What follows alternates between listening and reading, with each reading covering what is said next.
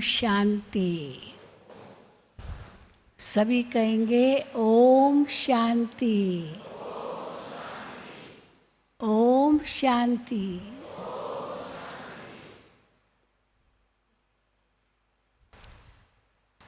कल हम सब ने हमारे अति प्यारे अव्यक्त बाप दादा की मुरली सुनी। सबने ध्यान से सुनी ना मुरली। बाबा ने हम बच्चों को कितना नशा चढ़ाया। बच्चे, इस संगम युग पर मैं तुम्हें 3 तख्त का मालिक बनाता हूँ। पहला तख्त है स्वराज्य का तख्त, दूसरा तख्त है भगवान का दिल तख्त, और तीसरा तख्त है विश्व का राज्य तख्त। तो जब बाबा की मुरली सुन रहे थे तो कितना नशा चढ़ रहा होगा ज़रूर। पर ये 3 तख्त हमें कैसे मिलेंगे, उसके लिए क्या पुरुषार्थ करना होगा, वो भी बाबा ने बताया। क्योंकि इन तीनों तख्तों का आपस में संबंध है। सबसे पहला तख्त स्वराज्य का तख्त। जब स्वराज्य के तख्त पर बैठेंगे तब ही बाबा का दिल तख्त जीत सकेंगे। और जब बाबा का दिल तख्त जीत सकेंगे तब ही विश्व का राज्य तख्त भी ले सकेंगे। तो बाबा ने बहुत ध्यान खिंचवाया कि स्वराज्य के तख्त पर कैसे बैठो, क्योंकि तीनों का आपस में संबंध है। अगर स्वराज्य के तख्त पर नहीं बैठ सके तो बाबा का दिल तख्त भी नहीं जीत सकेंगे, और भविष्य का राज्य तख्त मिलने का तो सवाल ही नहीं। तो स्वराज्य की बाबा ने कई बहुत सुंदर सुंदर बातें कही। किसको कहेंगे हम स्वराज्य? स्व पर राज्य, स्व पर शासन। आजकल राजनीति में हम सुशासन ये नाम सुनते हैं, गवर्नेंस। तो सुशासन भी तब होगा जब पहले स्वशासन हो। आत्मा राजा है इन कर्म इंद्रियों की। आत्मा राजा है मन बुद्धि संस्कार की। और कर्म इंद्रियों पर और मन बुद्धि संस्कार पर राज्य करना ही स्वराज्य अधिकारी बनना है। और बाबा ने यहाँ तक कहा कि भविष्य में एक राज्य होगा। तो हमारा कौन सा एक राज्य है? आत्मा राजा बने, दूसरा राजा ना आ जाए वार करने। कलयुग में तो डर लगता है ना कि कोई दुश्मन हमारे ऊपर वार न करे। तो हमारे दुश्मन ये 5 विकार है। हमारा दुश्मन माया रावण है। तो कहीं वो हमारे ऊपर वार तो नहीं कर रहा है, ये देखना है। तो हम एक एक करके देखेंगे ये हमारा स्वशासन या स्वराज्य अधिकार कितना है। हर कर्म इंद्रिय की चेकिंग करनी होगी। हमारी आँखें तो कभी धोखा नहीं देती, हमारा मुख तो कभी धोखा नहीं देता, हमारे कान तो कभी धोखा नहीं देते, हमारे हाथ पैर ये तो कभी धोखा नहीं देते, हमारी जीभ तो कहीं हमें धोखा नहीं देती। तो उसकी चेकिंग करना ही अपने आप को स्व के राज्य का अधिकार लेना है। और चेकिंग करके बाबा कहते चेंज करो। अगर बाबा का दिल तख्त जीतना है, अगर विश्व का तख्त जीतना है और उसमें बहुत काल का अनुभव हो, हम ये न समझे कि अंत में हम विजयी बन जाएंगे। अंत में अगर विजयी बने तो उस विजय का अनुभव कब करेंगे? अनुभव भी तो बहुत काल का चाहिए ना। अगर अंत में विजयी बनेंगे तो फिर बहुत काल का अनुभव तो हो नहीं सकेगा। उसी समय हुआ और शरीर छूटा।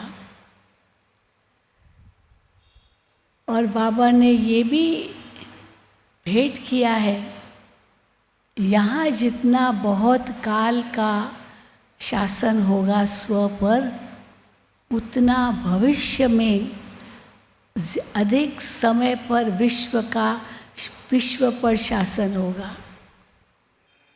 अगर यह अंत में होगा तो वहाँ पर क्या शासन कर सकेंगे?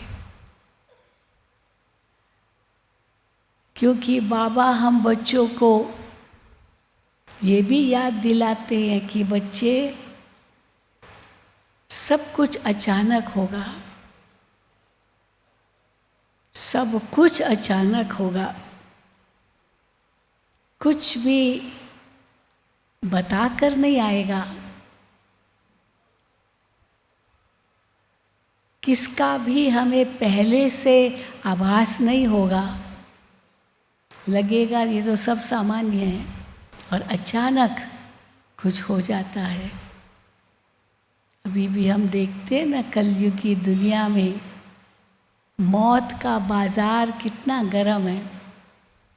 अचानक एक्सीडेंट हो गया, पता थोड़ी चलता है। मौत से गाड़ी चला रहे हैं और एकदम सामने से गाड़ी आ गई और ओम शांति। कुछ पता नहीं चलता है। अचानक बैठे बैठे हार्ट फेल हो गए, बैठे बैठे कुछ भी नहीं था और अचानक आत्मा उड़ गई। अचानक आक्रमण हो गया, पहले से कोई अंदाज़ा नहीं था। तो इस कलयुगी दुनिया में अचानक का खेल है। इसीलिए बाबा हमें क्या कहते हैं, बच्चे सदा सावधान रहना है। रोड पर हम गाड़ी चला के जा रहे हैं तो वहाँ पर भी बोर्ड होते हैं, सावधानी हटी तो क्या होता है, दुर्घटना घटी। सावधानी हटी, दुर्घटना घटी। हम कई ड्राइवरों को देखते हैं गाड़ी में फ़ोन पर बात करते रहते हैं, गाड़ी कहाँ चली जाती है उनको पता भी नहीं चलता है, और एकदम ढम, हाँ पता ही नहीं चला क्या पड़ी है। इसीलिए हर वक्त सावधानी चाहिए।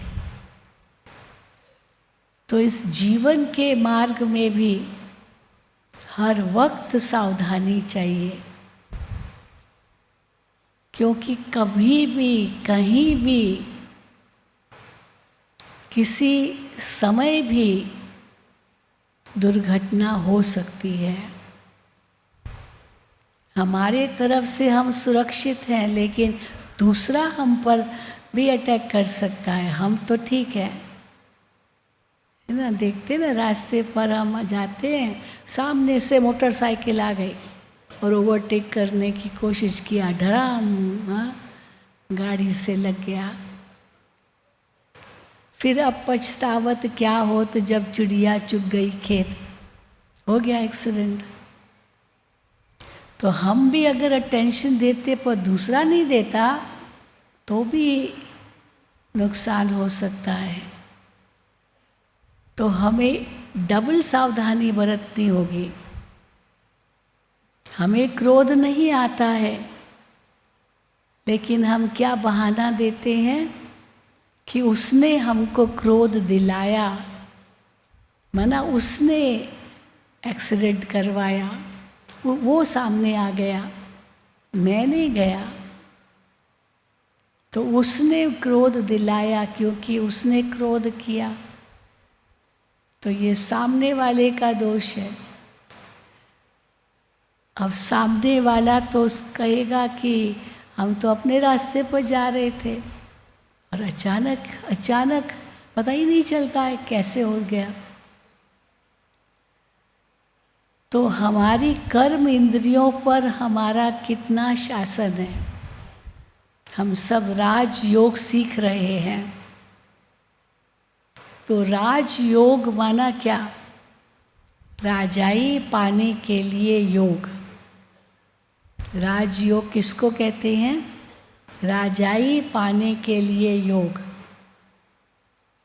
कौरवों और पांडवों के युद्ध के पहले भगवान ने अर्जुन को राजयोग सिखाया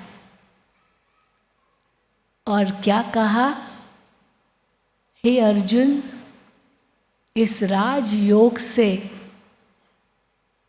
तुम राजाओं के राजा बनोगे। तो राजयोग किस लिए है? राजाओं का राजा बनने के लिए। पांडवों को राज्य मिलना चाहिए था, लेकिन कौरवों ने उनको राज्य नहीं दिया और यहाँ तक कह दिया कि एक सुई की नोक जितनी भी ज़मीन हम नहीं देंगे। नहीं तो पूरा राज्य पांडवों को मिलना चाहिए था। पांडु के बाद उनके बच्चों को मिलना चाहिए था, लेकिन छल से धृतराष्ट्र ने ले लिया। कौरवों का राज्य हो गया। तो ये है ही राजयोग। तो हमारे लिए कौरव कौन है? माया, रावण। हथियार पवार हमारे पास कुछ नहीं है, लेकिन योग बल है। तो योग बल से हम सबसे पहले अपने कर्म इंद्रियों के राजा बनते हैं। हर एक अंग हमारे वश में हो। और उसकी सहज युक्ति बाबा क्या बताते हैं? आज भी बाबा ने कहा इस महीने का अव्यक्त इशारा ही क्या है, कैसे अशरीरी बनना है। 1 सेकंड में अशरीरी, 1 सेकंड में अशरीरी बनो, 1 सेकंड में कर्म में आओ, फिर अशरीरी बन जाओ। 1 सेकंड में देह से न्यारे। ये हमारा अभ्यास बहुत ज़रूरी है। तब हम कर्म इंद्रियों पर शासन कर सकेंगे, क्योंकि मैं आत्मा इन इंद्रियों का मालिक हूँ। ये केवल कहने की बात नहीं है। मालिक ऐसे ही नहीं बन जाएंगे, क्योंकि कर्म इंद्रियाँ तो अभी मालिक बन गई है ना।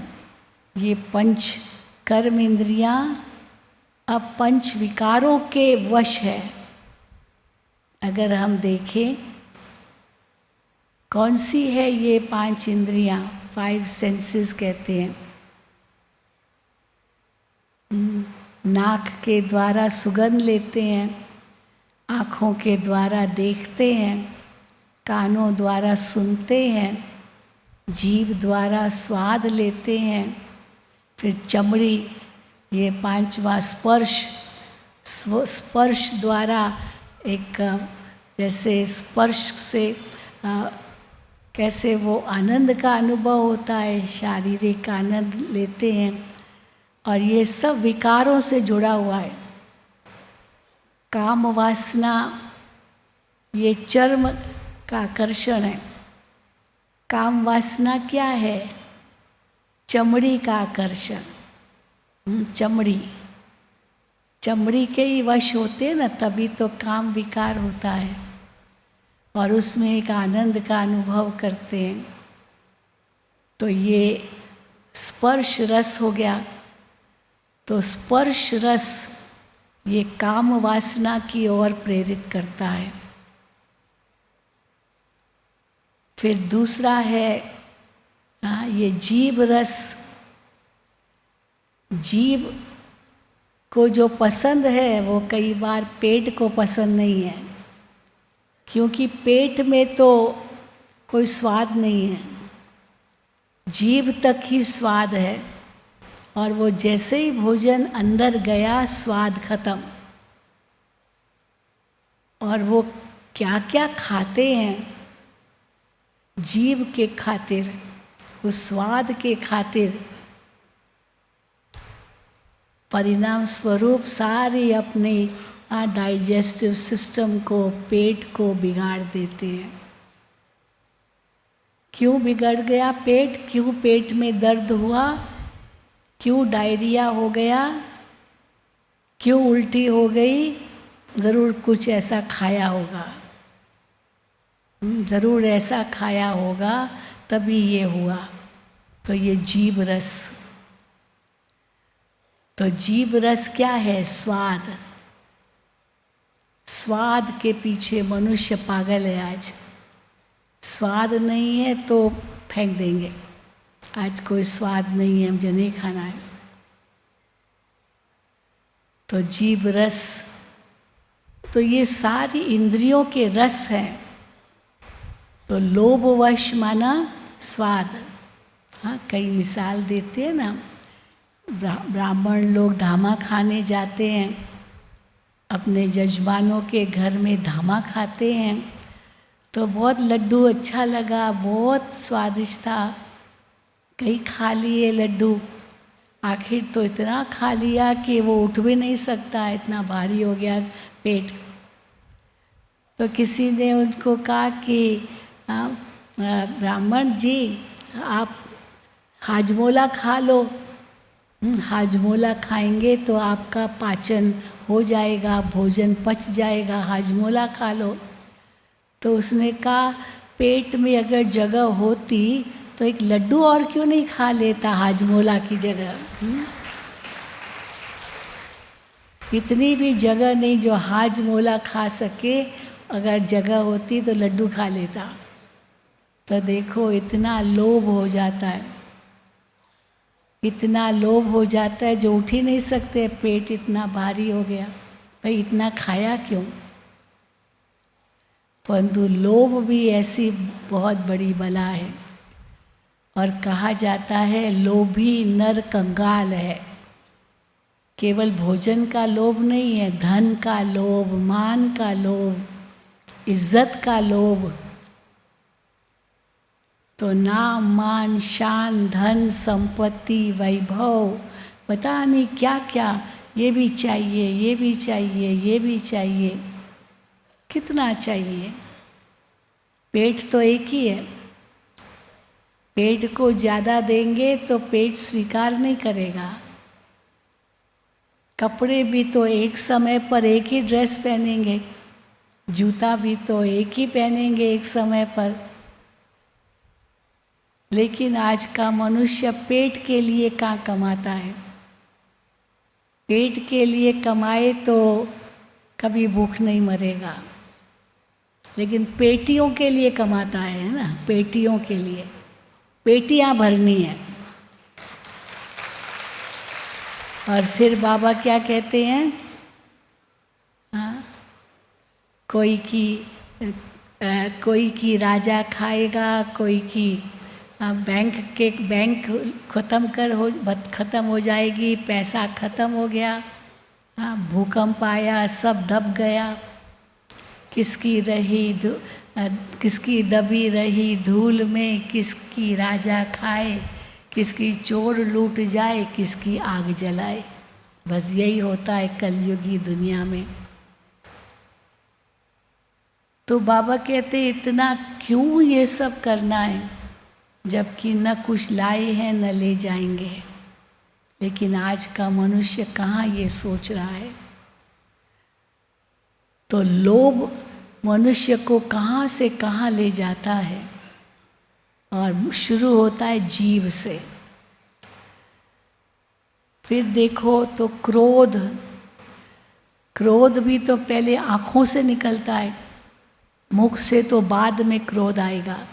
जब किसको गुस्सा आता है ना, तो मुख से तो बाद में निकालेगा गुस्सा, लेकिन पहले आँखें, ऐसी आँखें हो जाती है कि उसके अंदर देखो कितना गुस्सा भरा हुआ है, पता चल जाता है कि अभी ये बरसेगा, क्योंकि आँखें दिखाती है। ऐसे कहावत है कि चेहरा मन का दर्पण है, मन में क्या चल रहा है उसका पहला पता चलता है आपके चेहरे से। लेकिन चेहरे से भी पहले आँखों से पता चलता है। एक एक विकार भी आँखों से पता चल जाता है। काम वासना भी पहले आँखों से पता चलता है कि जैसे ये इसके आकर्षण में है। क्रोध भी आँखों से, लोभ भी पहले देखा, मोह भी देखा, पर क्रोध सबसे ज़्यादा पता चलता है आँखों से। तो काम भी त्वचा के कारण काम, आँखों के कारण क्रोध, जीभ के कारण लोभ, फिर मोह है नाक। किससे मोह होता है ना, वो उनको इतना जैसे पकड़ के उनको इतना उनको सूंघते रहते हैं, जो बात मत पूछो।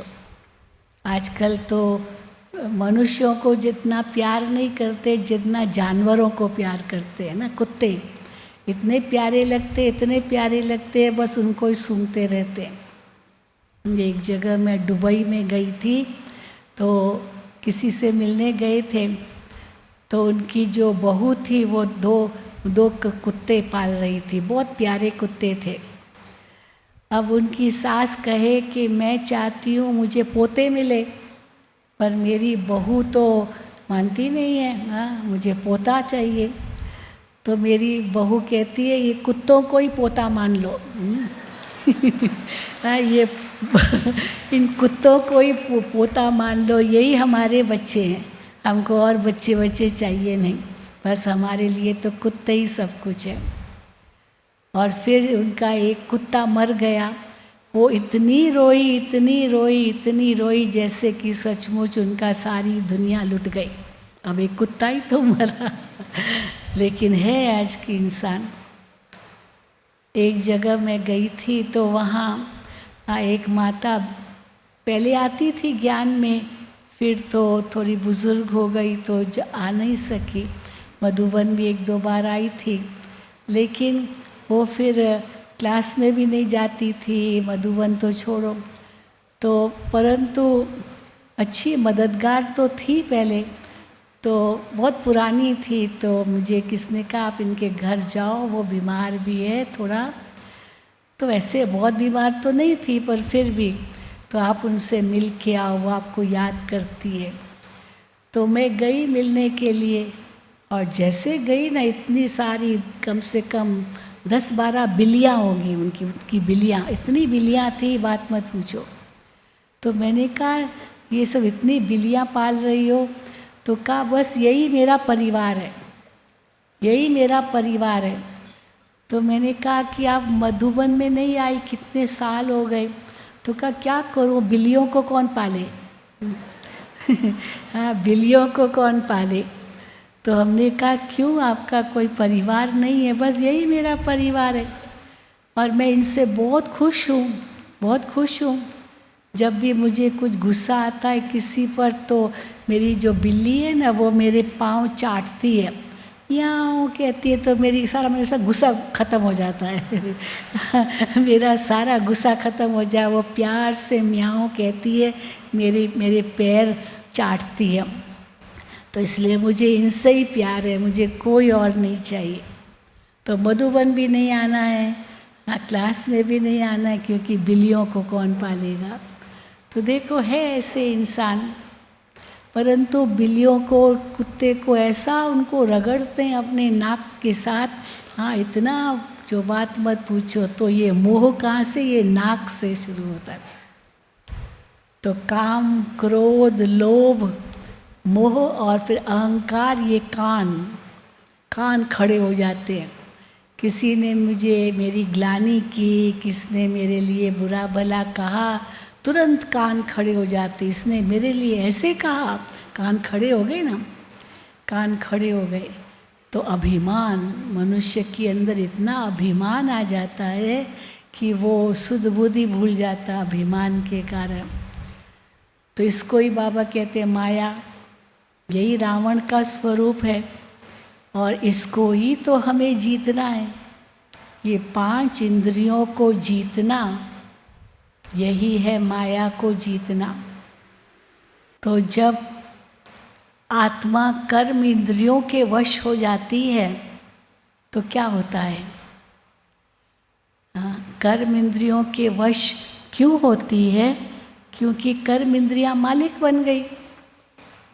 आज दुनिया में देह अभिमान के वश मनुष्य जो कर्म कर रहा है, विकारों के वशीभूत, वो कारण ये कि कर्म इंद्रियों के वश है। वैसे कहा जाता है सोच समझ कर कर्म करो। कहावत तो यही है ना, सोच समझ कर कर्म करो।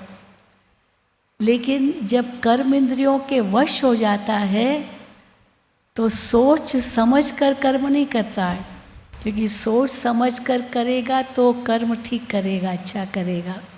क्योंकि पहले सोचना होता है क्या करना है, फिर उसको समझना होता है कि ये कर्म करने से नतीजा क्या होगा, परिणाम क्या होगा। अगर परिणाम सही नहीं होगा तो हमें ये नहीं करना है, ये बुद्धि निर्णय देती है और फिर करना होता है जो भी बुद्धि निर्णय दे। लेकिन आत्मा जब कर्म इंद्रियों के अधीन हो जाती है तो मन और बुद्धि काम नहीं करते हैं, सीधा इंद्रियां मालिक बन जाती है और बिना सोचे समझे कर लेते हैं, बिना सोचे समझे। और बिना सोचे समझे कर लिया तो नतीजा क्या होता है? हाँ, कितने ऐसे कर्म हो जाते हैं जो बिना सोचे कर लिया, और फिर चाहे कितना भी आप उसको संवारने की कोशिश करो, किसी को ऐसे थप्पड़ मार दी, बिना सोचे समझे ऐसे ही थप्पड़ मार दी, अब उसका तो स्वमान को तो ठेस पहुँची ना। फिर आप कितना भी उनको सॉरी, माफ़ करो, मेरा मतलब नहीं था, मेरे अंदर कोई ऐसी भावना नहीं थी, कितनी भी बातें कह दो, पर थप्पड़ तो मार दी ना। कितना भी फिर आगे पीछे कुछ भी कहो, उससे कोई फर्क नहीं पड़ेगा, क्योंकि कर्म तो कर लिया। तो अगर वो कर्म ठीक नहीं है तो नहीं करना चाहिए ना, लेकिन मार दिया क्योंकि देह अभिमान है। तो पहले गलत कर्म कर लिया, फिर समझा कि ये गलत था, चलो शुक्र करो समझ तो लिया कि ये गलत था। फिर समझने के बाद फिर सोचते अभी क्या करें। कई तो माफ़ी भी नहीं मांगेंगे, कोई तो फिर भी समझ कर सोचते हैं अभी क्या करें, माफ़ी मांगे क्या करें। कई तो वो भी नहीं समझते मैं तो बहुत ठीक किया, अच्छा ही किया। लेकिन वो भी एक समय आता है जब पश्चाताप होता है। मैं दुबई गई थी तो वहाँ एक माता, अपनी बाबा की बहुत पुरानी माता है, तो उनके पति को कैंसर था। तो मुझे कहा कि बहन जी आप हॉस्पिटल चलो, मेरे पति से मिलो, वो बहुत रो रहा है, बहुत रो रहा है, बहुत पश्चाताप कर रहा है, क्योंकि पत्नी को बहुत मारता था, बहुत मारता था। पर वो पत्नी इतनी सहनशील, इतनी सहनशील, जो उसको हाँ ज़रा भी दुख नहीं देती थी, और वो तो इतना मारता था, वो दुख सब सहन करती थी। बाबा तो कहते हैं ना, जवाब नहीं दो, मुस्कुराओ या शांत हो जाओ। तो वो मारता भी था, चिल्लाता था, डांटता था, पता नहीं क्या क्या करता था, और वो सहन करती जाती थी। अब उनको कैंसर हो गया पति को, तो कैंसर का पता ही नहीं चला, और एकदम लास्ट स्टेज पर था। तो उसको बहुत पश्चाताप हुआ। पत्नी फिर भी उसकी सेवा कर रही थी, लेकिन उसको बहुत पश्चाताप हुआ, रोता रहा, रोता रहा, रोता रहा। और यही पत्नी को बार बार कहे, मुझे माफ़ कर दो, मुझे माफ़ कर दो, मैंने तुमको बहुत दुख दिया है। तो मेरे पास आई, कहा बहन जी आप चलो, मधुबन से आप आए हैं, आप चलो मेरे पति से मिलने के लिए। तो मैं गई देखने के लिए उसको। तो मेरे सामने भी बहुत खूब रोने लगा, रोने लगा। तो मैंने कहा अभी कोई बात नहीं, जो हो गया वो तो हो गया, और आपने माफ़ी भी मांगी है, बहुत अच्छा। तो कहा नहीं, मैं आपके आगे माफ़ी मांग रहा हूँ, आप भगवान को कहना मुझे माफ़ कर दे।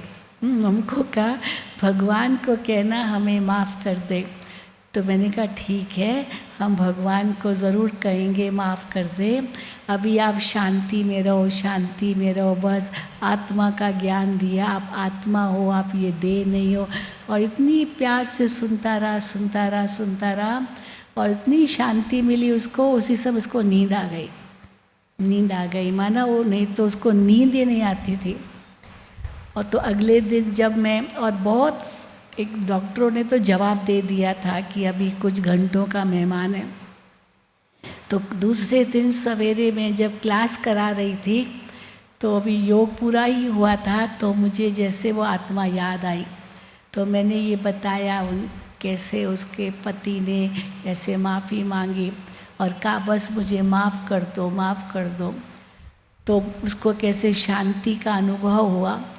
और जैसे ही उसको हम याद कर रहे थे, उसी समय समाचार आया कि उसने शरीर छोड़ा शांति में।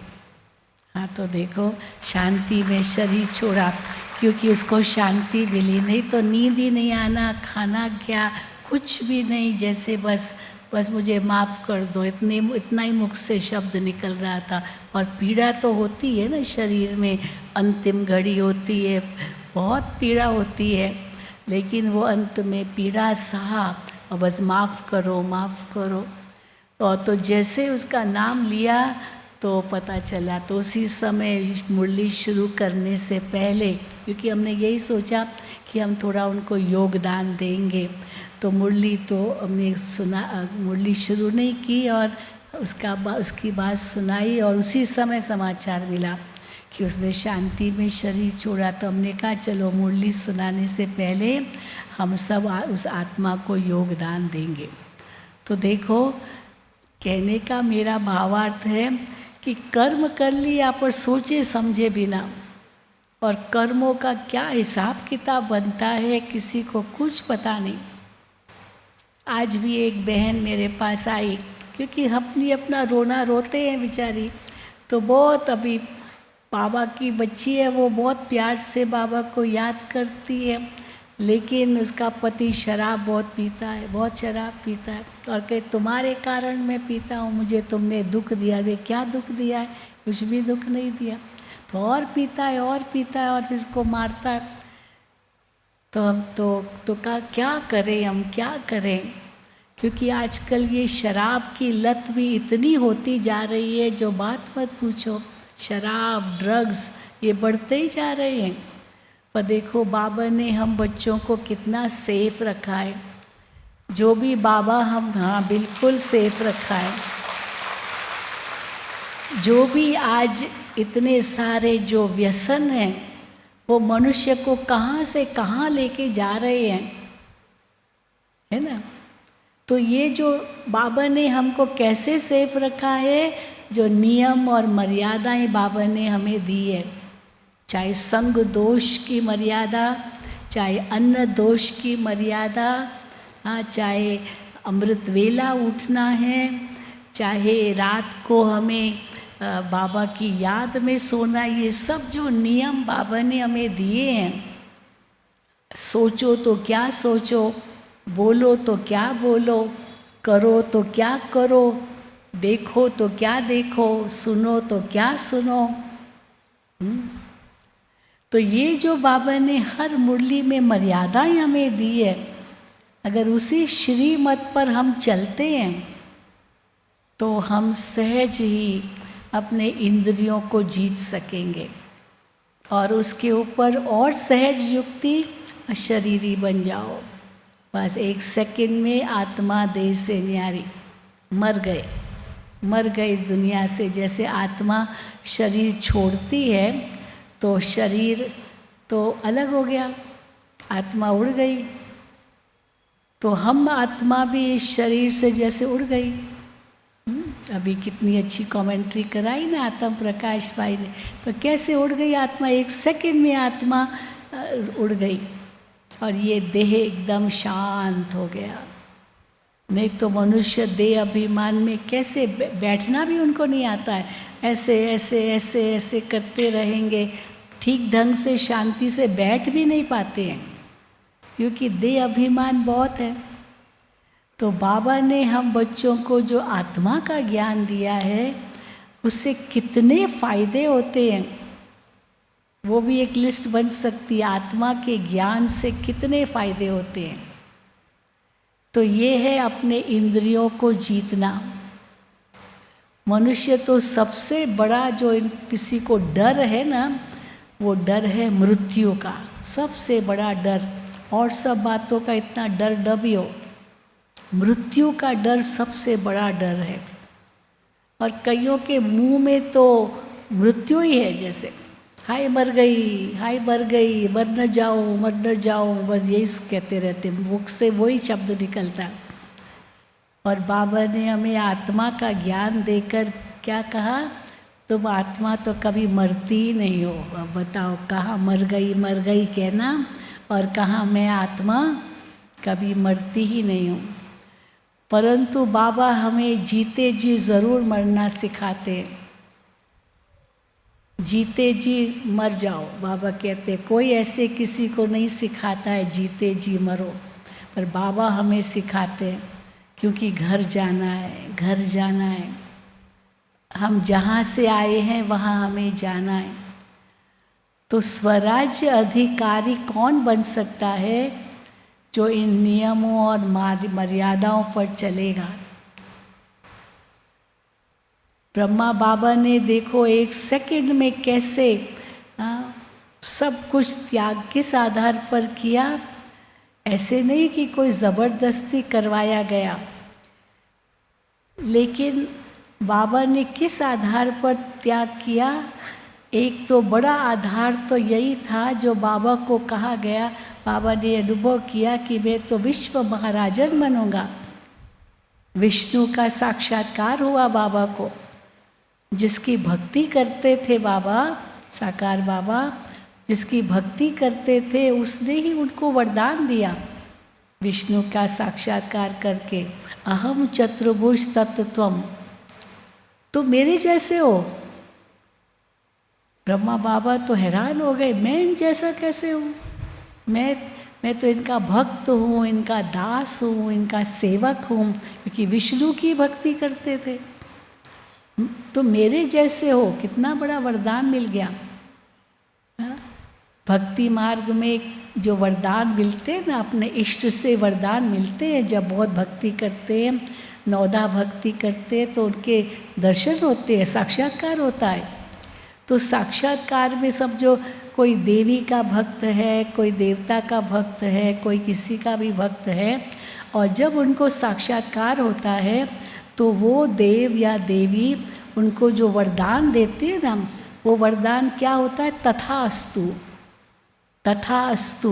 हाँ, ऐसा वरदान देकर कहेंगे तथास्तु, माना वैसा ही होगा, जो आपकी इच्छा है वो पूरी होगी, तथास्तु, वैसा ही होगा। लेकिन बाबा को तथास्तु का वरदान नहीं मिला आपको, क्योंकि बाबा को कोई इच्छा नहीं थी, कोई इच्छा नहीं थी, कुछ भी इच्छा नहीं थी। बाबा संतुष्ट थे अपने जीवन से, क्योंकि बहुत धन धान्य की तो कमी थी नहीं, बहुत फ्लरिशिंग धंधा था, बिजनेस, अंग्रेज़ों से, राजाओं महाराजाओं से उठना बैठना होता था, बहुत सम्मान मिलता था समाज में। लेकिन हाँ, सत्य को जानने की खोज ज़रूर थी बाबा को, इसलिए शास्त्र इतने पढ़ डाले, इतने गुरु किए सत्य को जानने के लिए। और जब बाबा को साक्षात्कार हुआ विष्णु का, और विष्णु ने उनको वरदान दिया तो मेरे जैसे हो, तो बाबा ने एक मुरली में सुनाया, तो मुझे तो नशा चढ़ गया, मैं जैसे हूँ, हाँ मैं जैसा हूँ, तो देखो मैं जैसा हूँ, डबल ताजधारी हूँ, नशा चढ़ गया। तो इसीलिए इस कलयुगी दुनिया से इतना वैराग आ गया बाबा को, क्योंकि भगवान हमको इतना ऊंचा बनाते हैं, तो बहुत सहज त्याग करना हो गया। और बाबा भी कहते तुम्हारे लिए भी इतना सहज हो जाना चाहिए। क्यों? क्योंकि तुम वनवा में बैठे हो। बाबा मिसाल देते हैं ना, एक शादी से एक दिन पहले कुमारी वो वनवा में होती है, साधारण कपड़े पहनती है, साधारण सब कुछ साधारण होता है, तेल लगाते, हल्दी लगाती है, हाँ तो बहुत कुछ करती है, तो साधारण है। परंतु वो साधारण में रहने में उसको कोई दुख नहीं है, क्योंकि उसको पता है कि हम कल हमारा विवाह होगा तो हम खूब श्रृंगार करेंगे, खूब सुंदर कपड़े पहनेंगे, खूब सुंदर लगेंगे। तो कल उनको जो प्राप्ति होनी है उसके पहले अगर बनवा में है तो उसको दुख नहीं है। तो हमें भी बाबा कहते तुमको बहुत सिंपल रहना है। उस दिन बाबा की मुरली थी ना, तुमको बहुत सिंपल रहना है, तुम तो वनवा में हो, तो बहुत सिंपल क्यों रहना ज़रूरी है, ये भी समय की मांग है, समय की मांग है। इसलिए बाबा ने कहा कोई फैशन करे, बहुत गहने पहने, बहुत हीरे आदि, तो कोई भी चोर लूट लेंगे, डाकू लूट लेंगे, पता भी नहीं चलेगा। इसलिए जितना आप सिंपल रहेंगे उतना बाबा कहते तुम सुरक्षित रहेंगे। अन्न की जितनी शुद्धि रखेंगे उतना सुरक्षित रहेंगे। आजकल क्या क्या मिला देते हैं भोजन में, पता ही नहीं चलता है, कुछ भी मिला लेंगे, बेहोश कर देंगे। तो अन्न की शुद्धि भी ज़रूरी है, फिर संग की शुद्धि भी बहुत ज़रूरी है। आजकल तो संग भी इतना बुरा है, बात मत पूछो। ऐसे दोस्त मिलेंगे, चलो थोड़ा सा पी लो, थोड़ा सा पी लो, कुछ नहीं होता है, और एक बार पीने का चस्का लग गया फिर वो मिटना असंभव है। थोड़ा भी पी लिया, कोई कहेगा थोड़ा सा पी लिया कौन देखता है, थोड़ा सा सिगरेट पी लिया कौन देखता है, तो कौन देखता है, भले कोई न भी देखे, पर वो थोड़ा भी अगर किया तो उसका परिणाम क्या हो सकता है आगे चल कर के। और एक बार किसी ने अगर देख भी लिया वो थोड़ा सा छोटा सा, वो कहेगा ये तो पीता ही है, ये तो सिगरेट पीता है, ये तो ये करता है। फिर कितना भी कहो तो एक ही बार केवल पिया था। तो बाबा कहते हैं बहुत संभाल चाहिए, बहुत संभाल, सोच समझ कर कर्म करो। तो ये कर्म इंद्रियों का राजा बनना बहुत ज़रूरी है। जब कर्म इंद्रियों का राजा बनेंगे तब फिर विश्व का राजा बनेंगे। तो पहले कर्म इंद्रियों पर विजय, मन इंद्रियों को अपने वश में रखे। अभी इंद्रियां मन को अपने वश में रखती है ना, दुनिया में तो यही हाल है। जहाँ इंद्रियां खींच गई, खींच के ले जाते, मन वहीं चला जाता है। जीभ रस, कन्न रस, स्पर्श रस, नेत्र रस, गंध रस, ये पंच इंद्रियों के रस मन को खींच लेते हैं। फिर बाबा कहते हैं मन बुद्धि संस्कार पर भी तुम्हारा राज्य हो। मैं जो सोचना चाहूँ वही सोचूं, जो बात मुझे नहीं सोचनी है उसी वक्त मैं ब्रेक लगाऊं। और उसके लिए भी बाबा ने युक्ति बताई है, 3 बिंदु लगा दो, 3 बिंदु से आप जो नहीं सोचना चाहते हो वो आपका सोच बंद हो जाएगा। जैसे कोई व्यर्थ सोच में चले गए, उस समय याद करो मैं आत्मा हूँ, मैं आत्मा बिंदु हूँ, बाबा बिंदु, ड्रामा बिंदु, सोच जो भी चलते हैं व्यर्थ, वो सब किस किस के चलेंगे? व्यक्ति, वस्तु, वैभव, घटना, कोई परिस्थिति, कोई बात, हाँ वही चलेगी। नेगेटिव कुछ और बातें क्या क्या सोचेंगे। अब मैं आत्मा मर गई इस देह से, तो वो सोच 1 सेकंड में बंद। तो जैसे ये 3 बिंदु लगाओ और अंदर में ये दृढ़ संकल्प जो बाबा कहते हैं ना, नहीं, ये नहीं सोचना है, तो हमें तो ऑटोमेटिकली मन वो चुप हो जाएगा। दुनिया में मन को दमन करने लिए बहुत प्रयास करते हैं। हाँ, मन को डाइवर्ट करने लिए क्या प्रयास करते हैं? श्वास पर केंद्रित करो, अपना मन श्वास पर केंद्रित करो, अंदर में देखो श्वास कितना ले रहे हैं, छोड़ रहे हैं, है ना। बहुत कुछ करते हैं, या माला जपेंगे या कोई मूर्ति का ध्यान करने की कोशिश करेंगे, मंत्र जपते रहेंगे, जाप करते रहेंगे कि मन उसमें लगे, परंतु मन नहीं लगता उसमें। क्यों नहीं लगता है? क्योंकि उंगलियों को तो काम दिया मण के फेरने का, आँखों को भी काम दिया मूर्ति पर ध्यान लगाने का, मुख को भी काम दिया जाप करने का, पर मन को काम नहीं दिया। तो मन तो अपना काम करेगा, वो तो बेलगाम घोड़ा होके भटकेगा, है ना। फिर मन के ऊपर बुद्धि है, वो लगाम है, मन को रोकती भी है।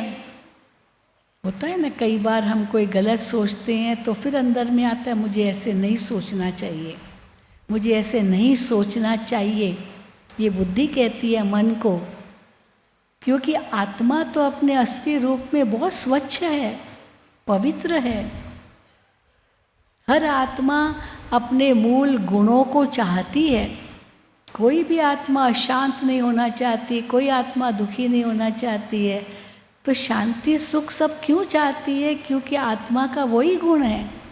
तो हर एक अपने स्वभाव को जानते हुए उनका अनुभव करना चाहते हैं। तो जब आत्मा को ये पता है तो बुद्धि मन को रोकती है, नहीं सोचो, नहीं नहीं नहीं, लेकिन फिर भी कर लिया क्योंकि कर्म इंद्रियों के वश है। तो कर्म इंद्रियां तो थोड़ी सोचती है, वो तो मालिक बन गई है। इसीलिए बाबा कहते हैं कर्म इंद्रियों को जीतो, फिर मन बुद्धि संस्कार को भी जीतो। बुद्धि भी संग के रंग में आ जाती है, और संग के रंग में आ गई तो अपनी बुद्धि नहीं चलाते, वो दूसरे की बुद्धि काम करती है। दोस्त मिल गया, अरे छोड़ो यार क्या ये सब करना है, खाओ पियो मौज करो, कल किसने देखा, आज मर गए तो ख़त्म। लेकिन बाबा कहते हैं ऐसे भी नहीं है, आज मर गए तो ख़त्म, मर गए तो ख़त्म नहीं है, आत्मा दूसरा जन्म लेगी, वो सब वहाँ चलेंगे, वही संस्कार ख़त्म नहीं हुए। कई जो आत्महत्या करते हैं, जीव घात करते हैं, वो क्यों ऐसे करते हैं? समझते हैं इससे छुटकारा पा ले हम, तो बस मर गए तो ख़त्म, लेकिन ख़त्म नहीं हुए।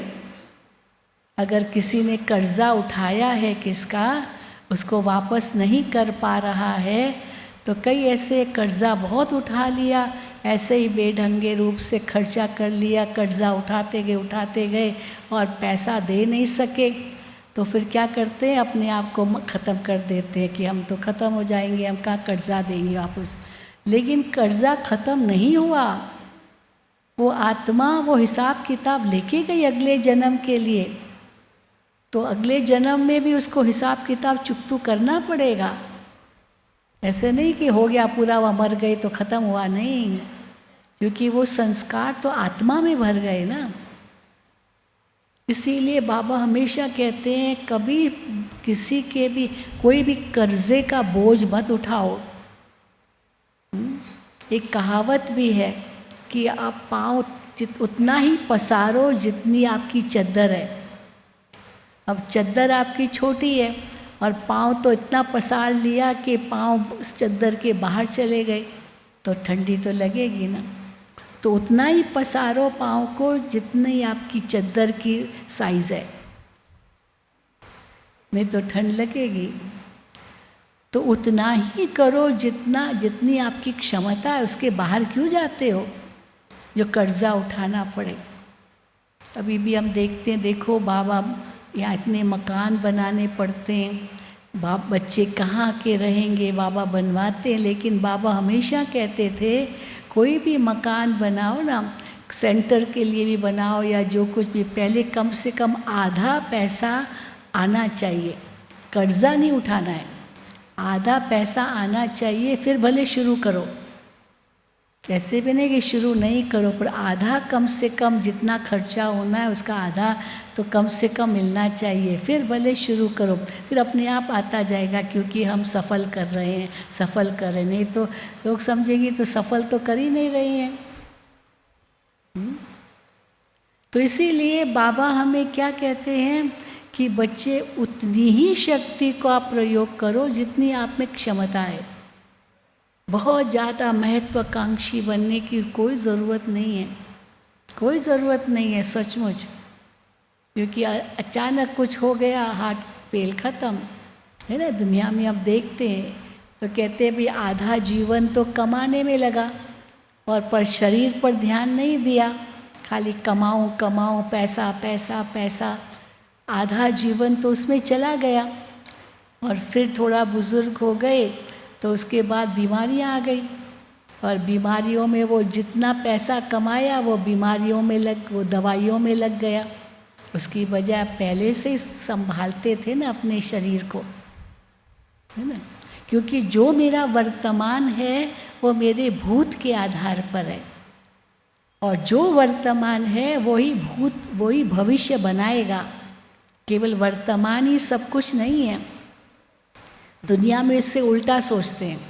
दुनिया में क्या सोचते हैं, जो बीत गया वो इतिहास था, वो भूल जाओ।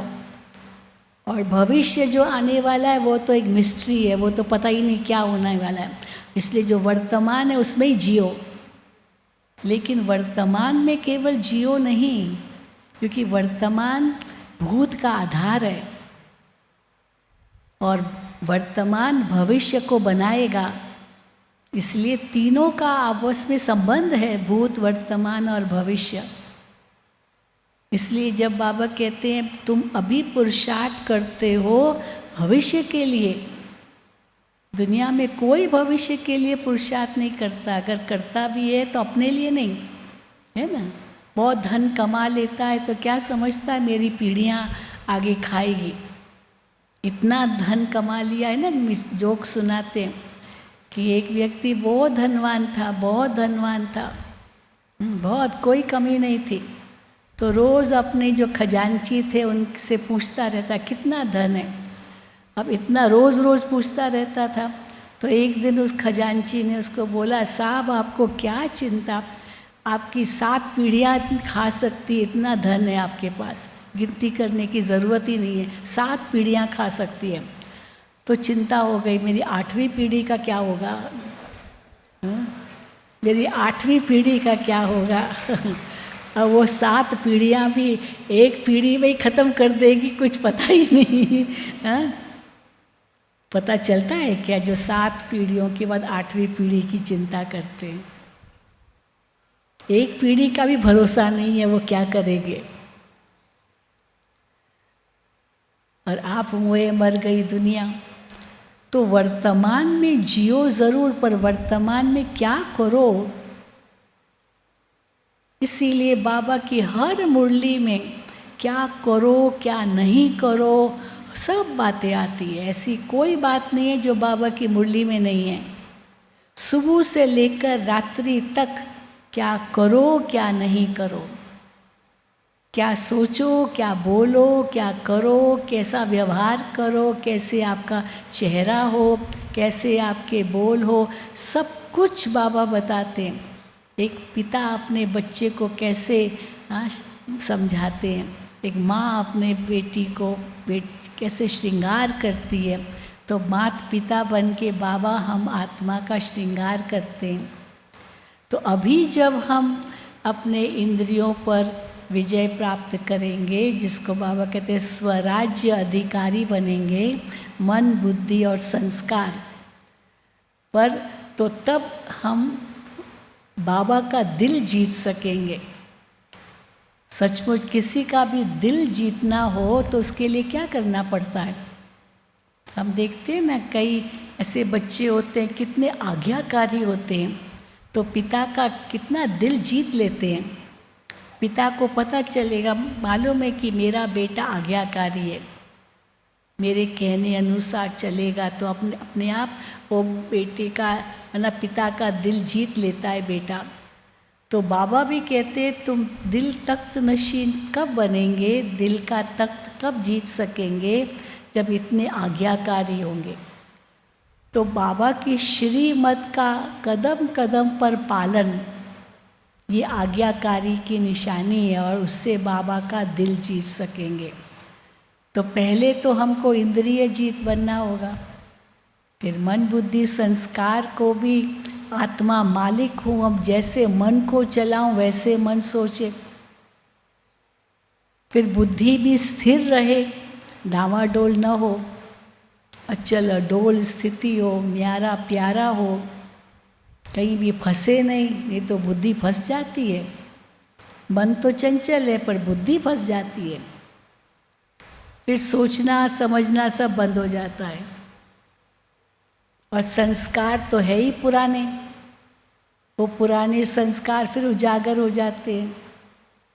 लेकिन इसलिए बाबा हमें क्या कहते हैं, आप पुराने संस्कार है, क्या करें क्या नहीं करें सोचते रहते हैं, लेकिन हमारे असली जो पुराने संस्कार है वो तो बहुत शुद्ध है। तो इसीलिए बाबा स्मृति दिलाते हैं हमारे असली संस्कारों की, हमारे असली स्वरूप की स्मृति दिलाते हैं। क्यों बाबा इतनी स्मृति दिलाते हैं? बच्चे तुम क्या थे याद करो। तो वो स्मृति हमको कितना समय रहती है, क्योंकि उसी अनुसार ही हम करेंगे। क्या थे क्या बन गए, बाबा कॉन्ट्रास्ट बताते हैं। सतयुग में तुम कैसे थे, ये 5 स्वरूपों की जो स्मृति है बाबा बताते हैं, ये हमारी श्रेष्ठ स्वरूप की स्थिति है। परम धाम में भी आत्मा कितनी श्रेष्ठ थी, लाओ स्मृति में कितनी श्रेष्ठ थी मैं आत्मा 5 परम धाम में। फिर सतयुग में आई तो कितनी श्रेष्ठ थी। फिर द्वापर में हमारा पूज्य स्वरूप जो पूजा के योग्य था वो भी कितना श्रेष्ठ, कितना श्रेष्ठ। वो पूज्य स्वरूप की क्या पूजा होती है, हाँ? एक एक अंग की पूजा होती है उनके। इसीलिए देवताओं का अंग अंग कमल से भेंट करते हैं। नैन कमल, चरण कमल, हस्त कमल, मुख कमल, हृदय कमल, हाँ सब कमल कमल। बाबा कहते हैं ये कमल से भेंट सतयुग के लिए नहीं है, ये अभी के लिए है, क्योंकि अभी कीचड़ में है और कीचड़ में कमल बनना है। जहाँ कीचड़ नहीं है वहाँ कमल भी नहीं है। तो सतयुग में कमल की ज़रूरत नहीं है, वहाँ कीचड़ ही नहीं है। पर संगम पर कमल की बहुत ज़रूरत है, क्योंकि इसी कीचड़ से हमें निकलना है, न्यारा अलिप्त रहना है। तो स्मृति दिलाते हैं परम धाम में कैसे थी आत्मा, फिर सतयुग में कैसी थी, फिर द्वापुर में पूज्य स्वरूप में कैसी थी जो एक एक अंग की पूजा होती है। फिर मैं संगम पर आई तो संगम पर ब्राह्मणों का कितना मान है। जहाँ भी कोई शुभ कार्य होता है वहाँ ब्राह्मण को ज़रूर बुलाएंगे, बहुत मान है। लेकिन बाबा कहते हैं तुम्हारी पूजा नहीं हो सकती है, क्योंकि शरीर तो पतित है। हाँ तुम गायन योग्य ज़रूर हो लेकिन पूजन योग्य नहीं हो। पूजन योग्य तो भविष्य में बनेंगे। अभी तुमको आज भी बाबा ने लाइट का क्राउन नहीं मिल सकता है, कितनी भी तुम्हारी अंदर पवित्रता हो, पर लाइट का क्राउन अभी नहीं मिल सकता है, वो तो पवित्रता का क्राउन है। वो तो भविष्य में मिलेगा। जब तक ये पुराना शरीर है, पवित्र आत्मा बन रही है, लेकिन अभी वो ताज नहीं मिल सकता है। और उसके लिए पहले एक राज्य, एक धर्म चाहिए। कल जो बाबा ने कहा, एक राज्य, आत्मा राज्य करे इंद्रियों पर, माया का हस्तक्षेप न हो, फिर एक धर्म हो। सतयुग में एक राज्य, एक धर्म है, तो यहाँ एक धर्म कौन सा बाबा ने कल बताया? पवित्रता का। धर्म पढ़िए, धर्म न छोड़िए, प्राण जाए वचन न जाए, ये अपने साथ प्रतिज्ञा हो। और सचमुच हमने देखा है, जिन्होंने ये प्रतिज्ञा की है, उनका जीवन कितना श्रेष्ठ बन जाता है, कितना श्रेष्ठ बन जाता है। बिल्कुल पवित्रता की ही पूजा है। पवित्रता की के कारण ही पूजनीय बनते हैं। सन्यासी भी इसीलिए पूजनीय बनते हैं ना। पूजा होती है ना सन्यासियों की, खास गुरु पूर्णिमा के दिन कितनी पूजा करते हैं गुरुओं की। बाबा कहते तुम पूजा नहीं करा सकते हो, तुम किसी को अपने पाँव भी नहीं छूने देते। बाबा नहीं छूने देते थे। बच्चे, ये शरीर तो तमो प्रधान है। कन्याओं की पूजा भी इसीलिए होती है। छोटी छोटी कन्याओं की नवरात्रि में कितनी पूजा करते हैं, वो पवित्र है। तो पूजा पवित्रता की है, शरीर की पूजा नहीं है, ये पवित्रता की पूजा है। उसको कहेंगे एक धर्म और एक राज्य, आत्मा का वर्चस्व अपने शरीर पर। तब ही बाबा कहते हैं भविष्य में राज्य तख्त मिलेगा। और जितना समय ये अनुभव अभी किया, उतना समय भविष्य में मिलेगा। और उसके लिए हमें क्या करना होगा? एवर रेडी बनना होगा। क्योंकि बाबा 3 शब्द कहते, अचानक, एवर रेडी और बहुत काल का अभ्यास। तो बहुत काल का अभ्यास होना चाहिए, क्योंकि अचानक होना है। और अचानक होना है तो हर वक्त तैयार। और बहुत काल का अभ्यास, ये 3 शब्द सदा याद रखें। हाँ, उस जब बाबा की आजकल जो मुरलियाँ चलती है, जो आज बाबा ने कहा ना, वो तो इंटरनेशनल मामला है। हाँ, बाबा ने आज के मुरली में कहा।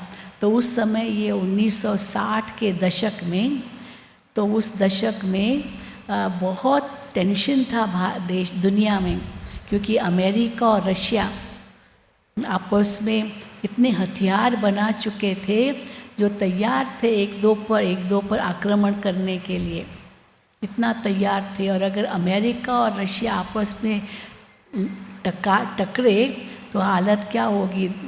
तीसरा विश्व युद्ध आ जाएगा। और तीसरा विश्व युद्ध अगर आ गया तो दुनिया ख़त्म।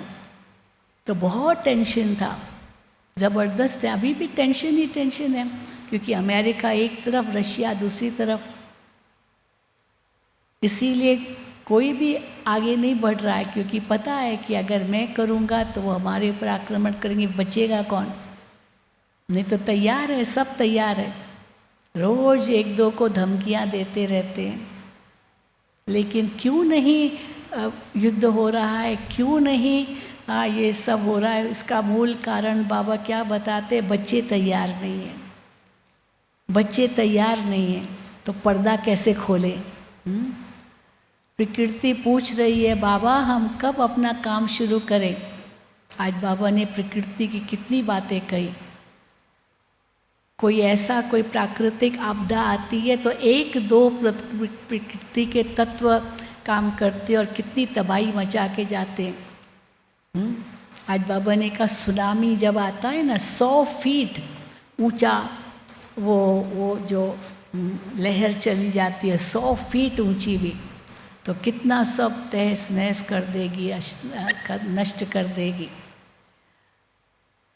तो आकाश, वायु, अग्नि, जल, पृथ्वी, 5 तत्वों में से अगर एक तत्व भी कोई आपदा लाता है, कितना नुकसान होता है। और 5 ही तत्व एक साथ काम करे तो क्या हालत होगी, सोचो। इसीलिए बाबा कहते हैं वो प्रकृति पूछ रही है मैं अपना काम कब शुरू करूं। एडवांस पार्टी पूछ रही है हम अपना काम कब शुरू करें। क्योंकि उनको योग बल से देवताओं को जन्म देना है, तो वो कब अपना काम शुरू करे। हाँ, तो देखो बाबा से पूछ रहा है, बाबा हमसे पूछ रहे हैं, क्योंकि करने वाले, राज्य करने वाले तो हम बच्चे हैं, बाबा तो राज्य करेगा नहीं। हम बच्चे कहाँ तक तैयार हैं, तो क्या जवाब देंगे बाबा को। बाबा तैयार हो रहे हैं, या बच्चे अब कहेंगे बाबा अभी नहीं, अभी तो संगम का सुख लेने दो, अभी सोचना भी नहीं है। हाँ, ऐसे है क्या कि जाना है घर, जो समझते घर जाना है हाथ उठाओ। अच्छा, जो समझते नहीं संगम युग और बहुत साल चले, हम उसका सुख लें, वो हाथ उठाओ। अच्छा, थोड़े हैं, सब जाना चाहते हैं। हाँ, चलो अब बाबा तो कहते हैं वो तो बच्चों पर निर्भर है, अब हम कितना तैयार हैं वो हम अपने आप से पूछे, तभी तो विश्व राज्य ले सकेंगे। उसके पहले बाबा का दिल जीते, उसके पहले अपनी इंद्रियों को जीते, मन बुद्धि संस्कार को जीते, तभी तीनों तख्त के अधिकारी बन सकेंगे। अच्छा, ओम शांति, ओम शांति, ओम शांति। चल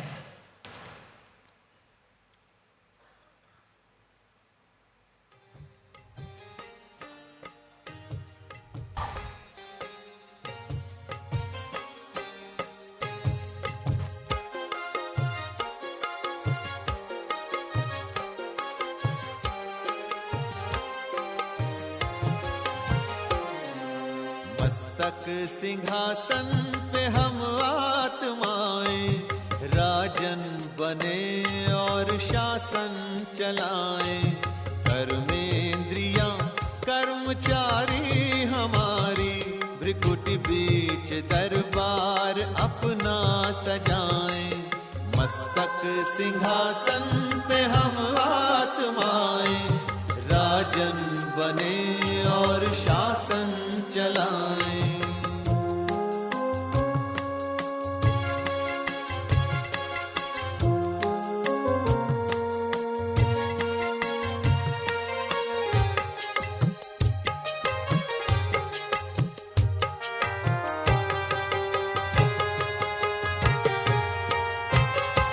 करे मंत्रणा मिलके मन मंत्री से, समाचार पूछे सजग संतरी से।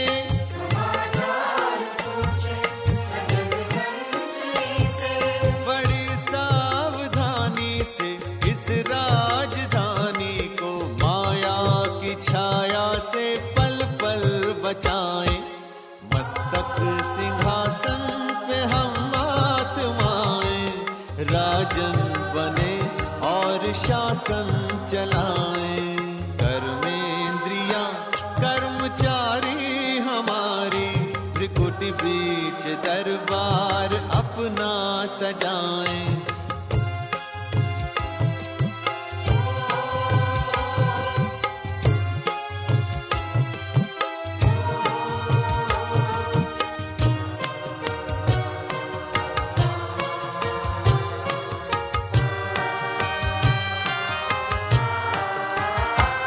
है बुद्धि का मुंसिफ बड़ा न्यायकारी, मैं राजा भी राजी सुखी जनता सारी।